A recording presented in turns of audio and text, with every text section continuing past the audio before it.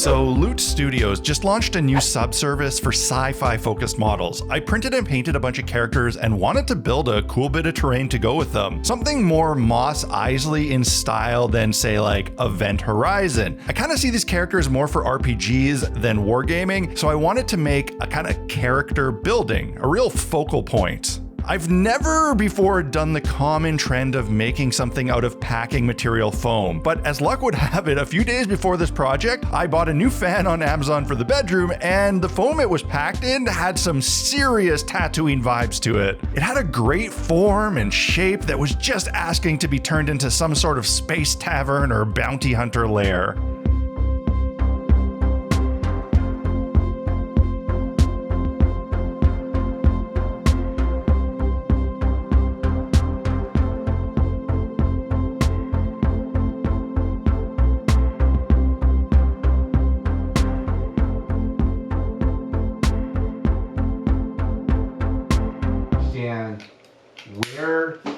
Where they're interested, whatever. You find what thing that you know they're already interested in, and you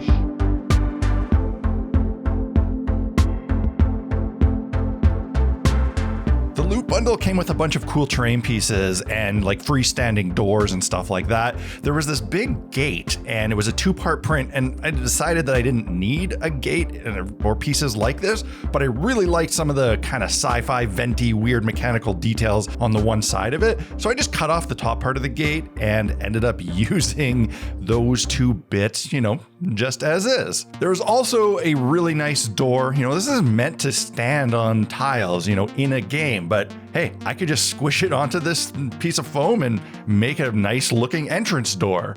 To make this thing come together and really pop, I needed a bunch of sci-fi bits to give it some texture. So I printed a ton of these little flat sci-fi bit pieces made by my friend Trent at Miscast. He has them on his site. You can go buy them there. They're simple, but great for spicing up a build like this.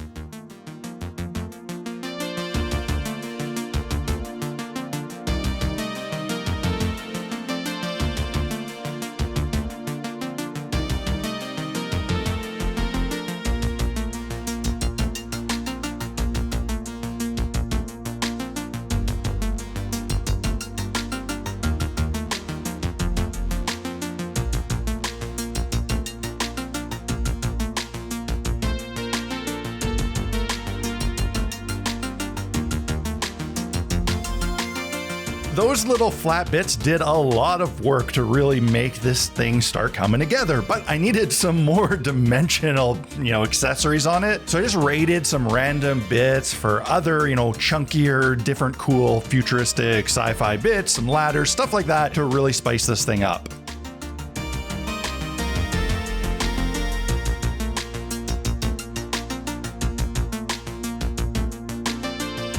I was liking the way this thing was coming together, but it was missing a little something, and that little something was a little landing pad for cool little spaceships.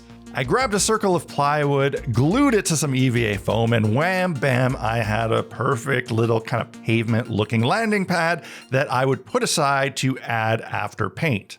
Before paint though, I needed to toughen this bad boy up and most importantly, get rid of all that ugly expanded polystyrene bubble texture. That's a dead giveaway as to what you're looking at and is usually what makes packing material builds look kind of cheap and crappy. So if you can just hide that, but keep the cool shape, then you're golden. I did this again with my new favorite crafting tool, which is pre-mixed acrylic grout. Just smoothed it all over the place, filled in all those little bubbly details, and this would give it a nice hard acrylic and stone shell that would really make this thing durable. And the color of it just happened to be pretty close to what I wanted to paint, so it let me see what it was gonna look like, in the end.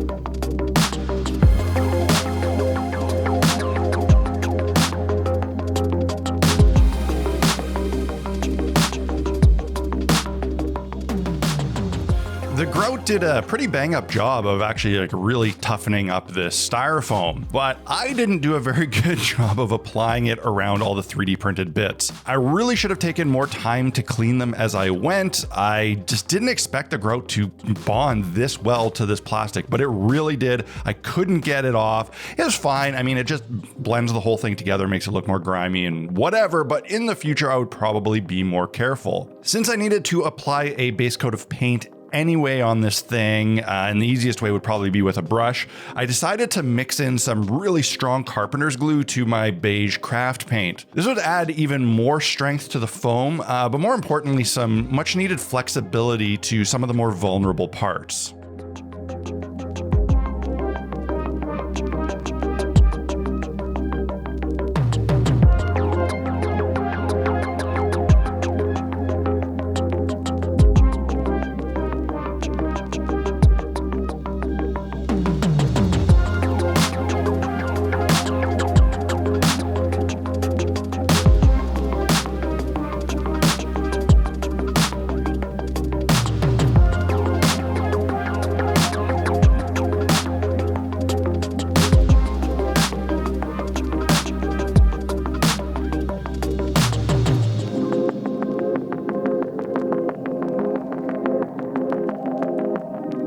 While this mess dries, I want to share with you some more information about today's sponsor. My friends at Loot Studios just released a second subscription plan that is entirely sci-fi themed. By now you should already know the deal with Loot. Tons of high-detailed, pre-supported models you can print at home in multiple scales, with included scenery and busts, all for a wicked cheap price. This is the same great quality and value you've come to expect from their fantasy subscription, but just with the new sci-fi flavor. And of course, there's going to be a massive welcome pack for your first month and loyalty rewards after. What really gets me excited about these particular models is how they're designed with more character-driven RPGs in mind. Now, if you play a skirmish game like Stargrave, this offers really unique individual models to make up your warband. If you play some sci-fi or futuristic RPGs, then these are really perfect. I just ordered Starfinder, Tales from the Loop, and Cyberpunk RED this week in the hopes that I can get one of them going, and these loot models will be a perfect fit for any of those games. The first month with the welcome pack is a crazy good way to jumpstart my collection of minis for these games. I just love how some of these models make me want to run an Event Horizon style kind of rescue mission full of undead astronauts. Then some of them make me think of pulpy bounty hunter heist adventures, while others make me want to play some sort of cyberpunk hack job. $15 a month, and you get a welcome pack? It's an unbeatable deal. I'll put a link in the description so you can jump on board yourself. After my glue paint dried, I thought it was too dark for the kind of inks I wanted to use on top of it, so I hit it with a light dusting of Bone Spray Primer. I also sprayed my landing pad black with a light dusting of Metallic Silver, but it needed some cool marking, so I did some really fast tape masking and paint effects.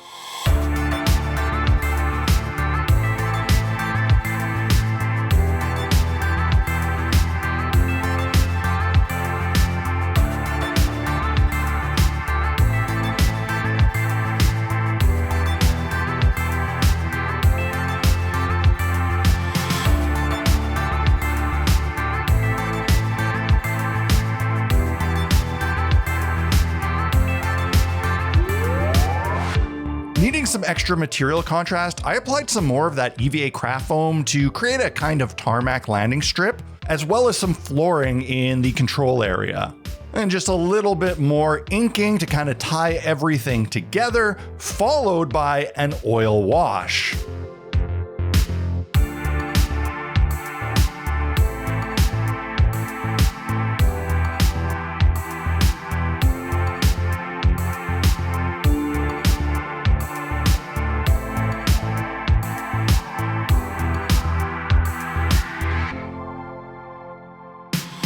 Last, I pictured this, unit sitting in a dusty, kind of arid, deserty, Tatooine style planet. So it needed some dust. I needed to dry the thing out, and I grabbed a couple different pigment powders and just brushed them all over where dust and debris might settle. This just gives everything a more kind of realistic look, but it also dulls everything down and just overall looks better. A lot of people wonder, how do you get this stuff to stick? And I found that I don't really put any adhesive on or anything. I just dust it all over, make it look the way I want, and then when I clear coat it with matte varnish at the very end, it just holds it all in and it doesn't rehydrate it enough to turn that pigment into like a liquidy paint. I think this thing is pretty neat, and the nice thing about the color palette used on it is that it's actually going to go with a lot of the other kind of deserty terrain that I made. Stuff like the palm trees I recently did could be dropped right around it. These minis and this build and this style got me really in the zone for sci-fi kind of stuff. So much so that I ordered like several books of other RPGs and skirmish games in sci-fi settings, even though realistically I will not find the time or the group to play most of them. But it just got me so pumped. If you enjoyed this build, you like this video, hit the like button, let me know in the comment section below. And of course, don't forget to subscribe if you aren't already subscribed. I make cool stuff all the time. If you want to help me keep making these cool videos, you can do that in two ways. One is by doing your hobby shopping on blackmagiccraft.ca. There I have an essential equipment page where I list all the stuff that I use regularly, and buying through those links helps support the channel. The best way, however, is by joining the Black Magic Craft Fellowship on Patreon. That support is crucial to keeping this channel going, and I'd love to have you as the newest member. Cheers, everyone. See you next time.